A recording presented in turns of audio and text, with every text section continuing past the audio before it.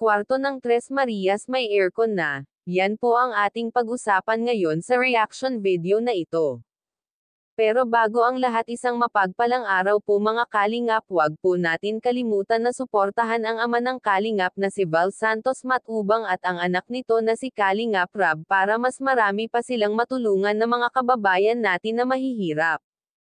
Pakiusap na rin po sa lahat ng mga nanonood ng video ng Kalingap, huwag po natin skip ang ads para dagdag tulong na rin po sa mga pinapabahayan natin.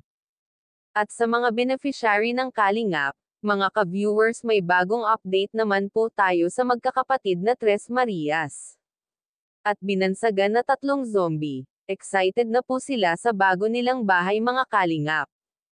Hanggang ngayon hindi po nagsasawa si nanay magpasalamat sa lahat daw po ng tumulong sa kanila, lalo na sa 3 mga anak niya.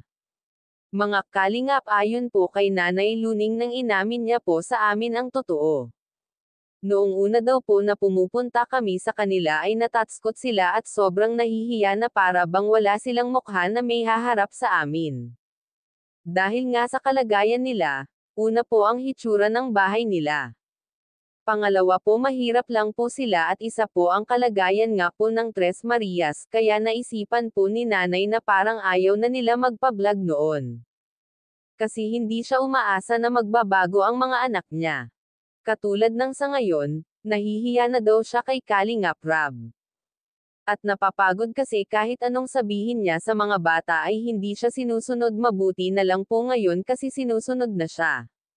Mga ka-viewers, balak po ni Kalingap Rab at wish po na sana magkaroon ng sponsor ang Tres Marias.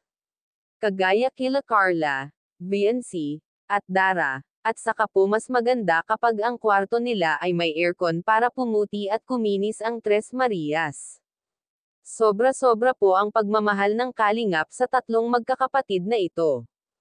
Isipin nyo, ika nga ni Rab, na kung sakali man po walang sponsor ang Tres Marias ay gagawin niya ang lahat para matulungan sila. Sariling pera ni Kalingap Rab ang gagastusin para sa pabahay at pag-aaral nila. Hindi lang po yan, simpre bibilihan sila ng kompletong gamit sa bahay para maging komportable naman po sila, lalo na po ang kuryente, sana po magkaroon agad sila, lalo na po na magpapasukan na, simpre mag-aaral sila, kaya need talaga nila. Naharangan yung ano. Grabe mga Kalingap, dito yung lugar nila. Ay, siyempre magandang ang gano'n.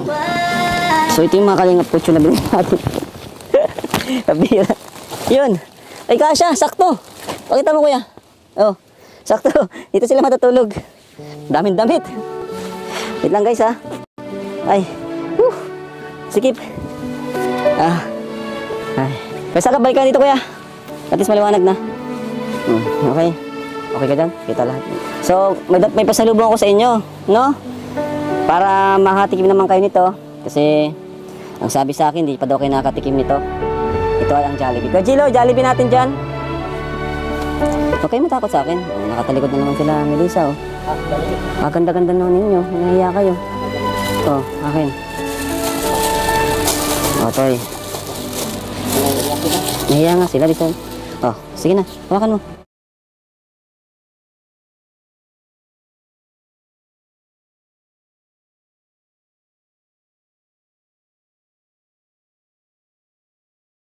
Mga ka-viewers, naiyak si Chris sa sobrang tawa. Pansin po namin kung gaano po sila kasaya ngayon.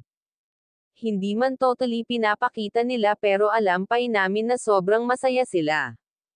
Lalo't alam na nila ang mangyayari sa kanila mga ka-viewers, nagaganda na ang kanilang buhay dahil sa tuling ng Kalingap. At sa darating pa na tutulong sa kanila. Kaya please po, sa mga gusto po tumulong sa kanila, nandyan po si Kalingap Rab para iabot ang tulong na galing po inyo para sa magkakapatid na Tres Marias. Abangan po natin ang mga susunod pa na improvement ng Tres Marias.